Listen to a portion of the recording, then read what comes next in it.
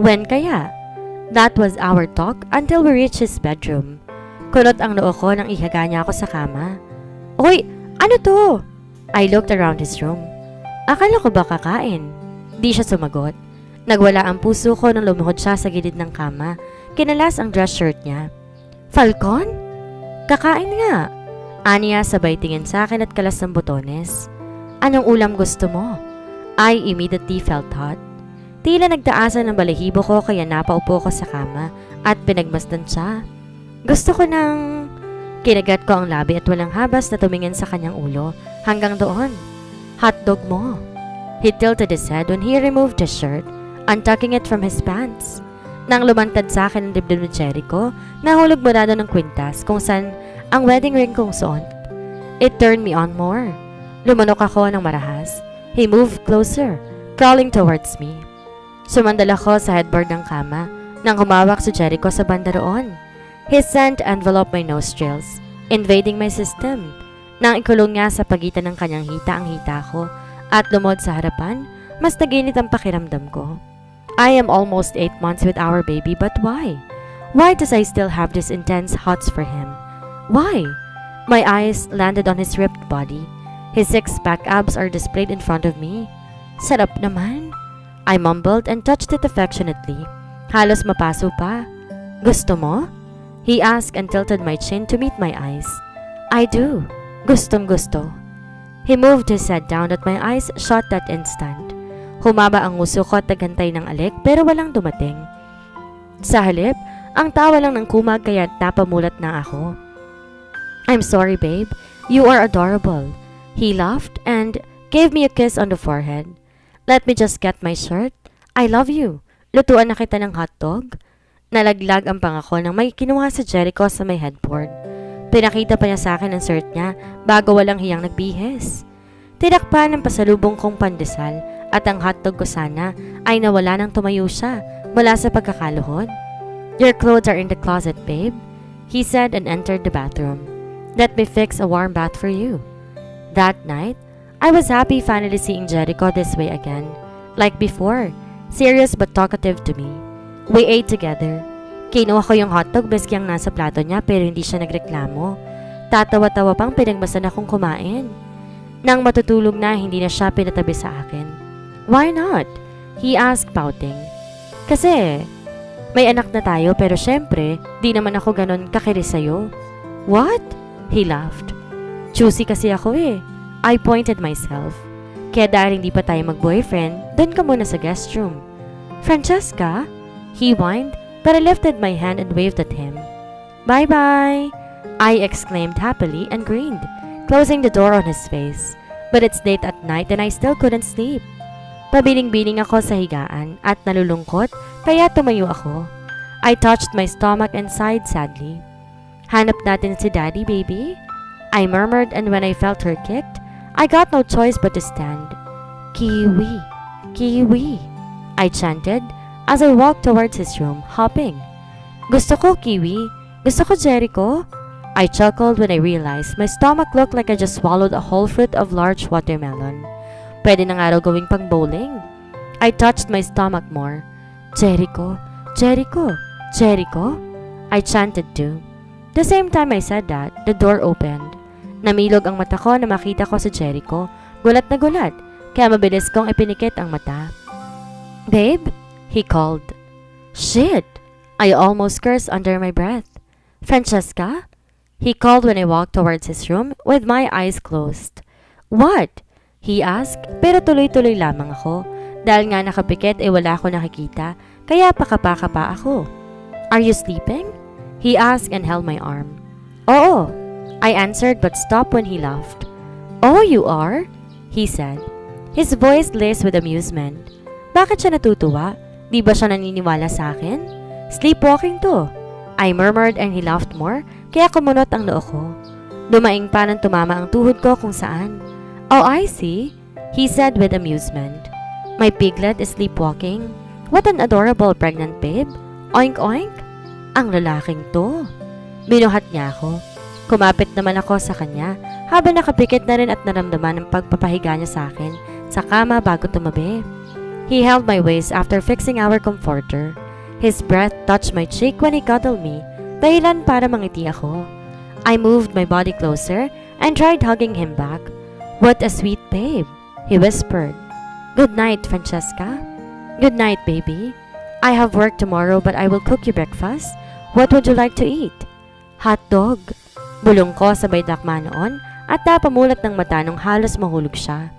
Kasabay ng tawa ko ay ang pisil ni Jericho sa pisngi ko. I woke with Jericho gone. He even left a sticky note saying he has an urgent patient. Napaaga atang panganganak kaya kailangan niyang umalis kaagad bago pa ako magising. But of course, being a thoughtful man he cooked me breakfast and yes, it's hot dog. May kiwi pa ron kaya kinikilig na naupo ako sa my stool. "Hello, nanay." I smiled upon greeting her and waved at the video. "Nasaan ka, anak? Bakit di kita makita? San ba yung tatay mo?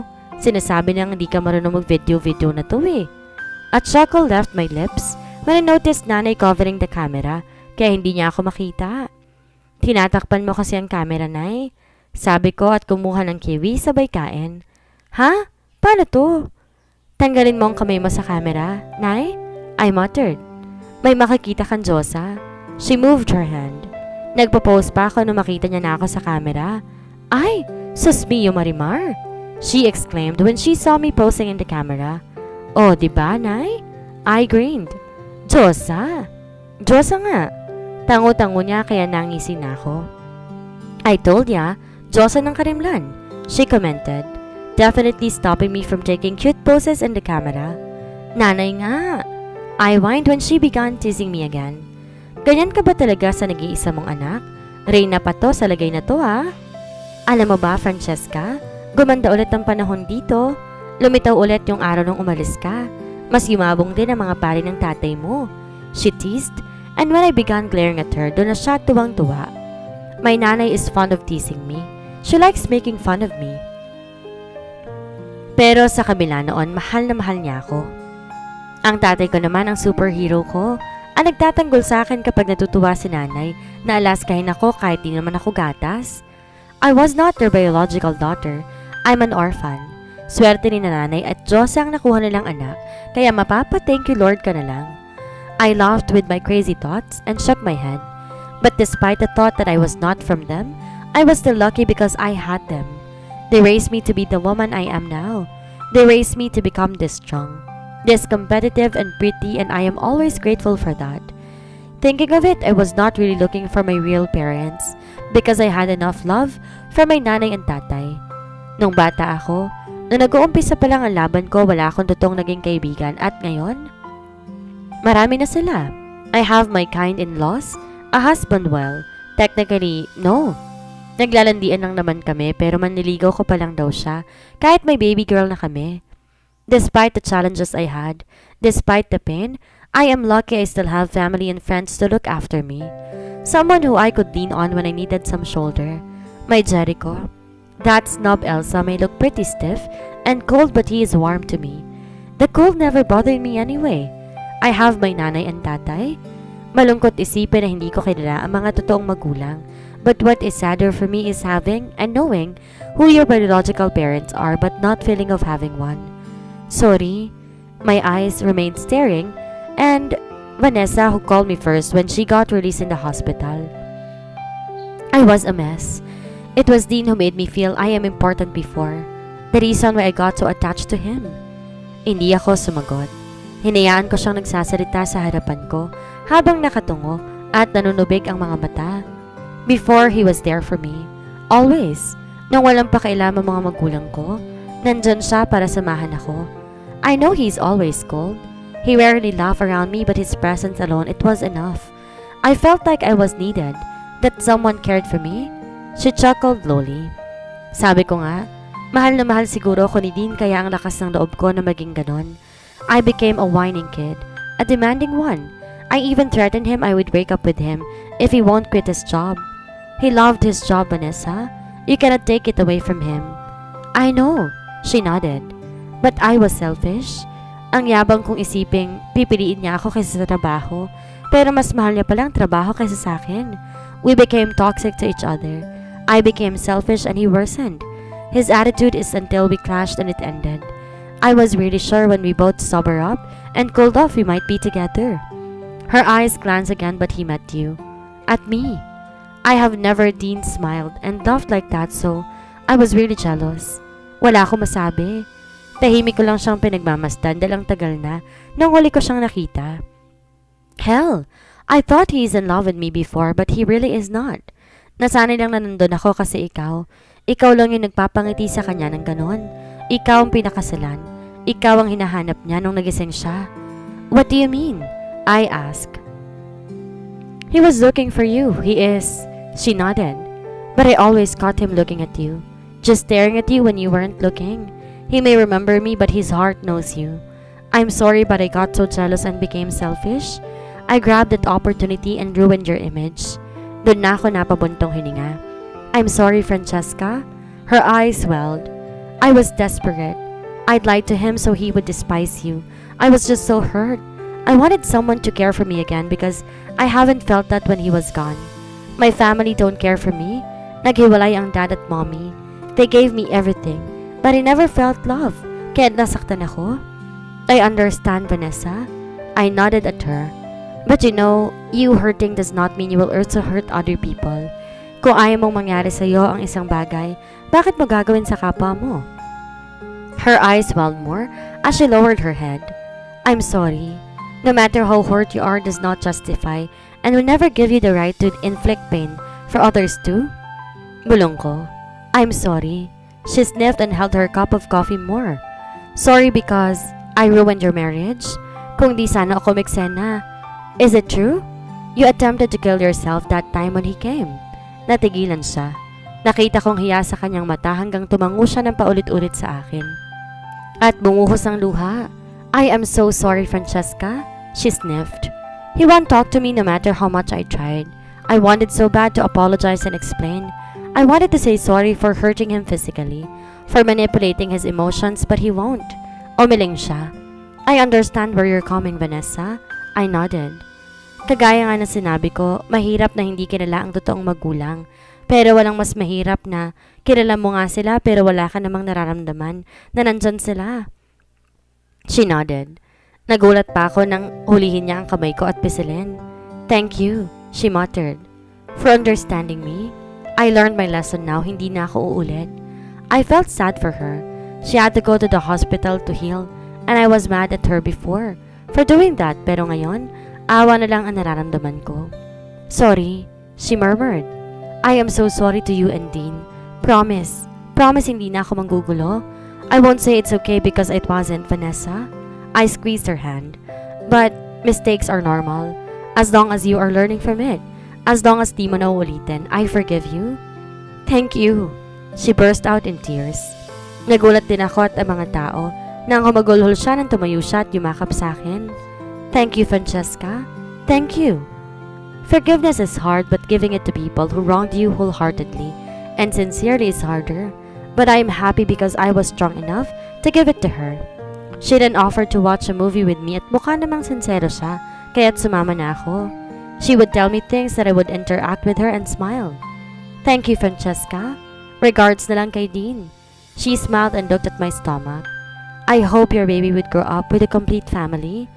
Gabi na rin siguro nang matapos ang movie at nang ayain niya akong ihahatid pa uwi, hindi ako pumayag kaya umalis na rin siya.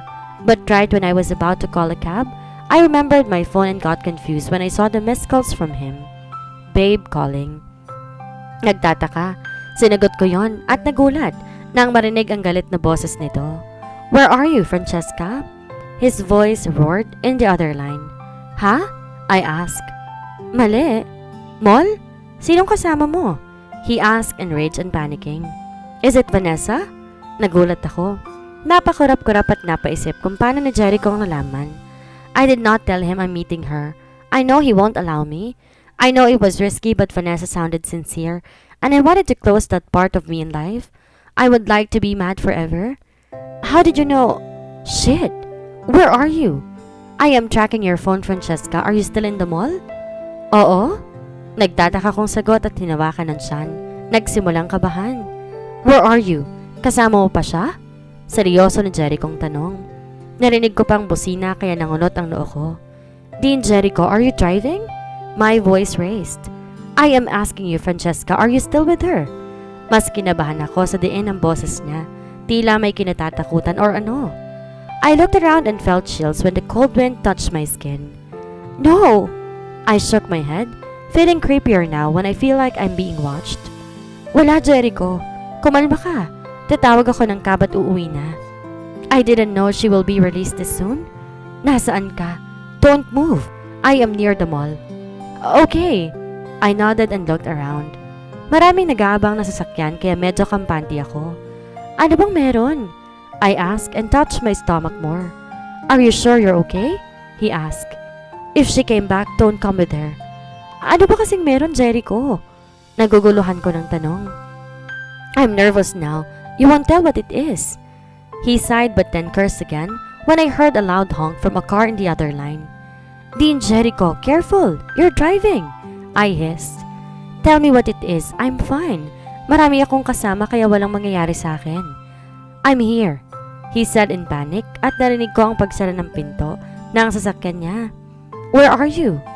Nasa may pilahan ng cab? I answered. Calm down, okay? I'm fine. Ano bang meron? She's the person who hit me, Francesca. He answered, startling me. Gulat na gulat ako.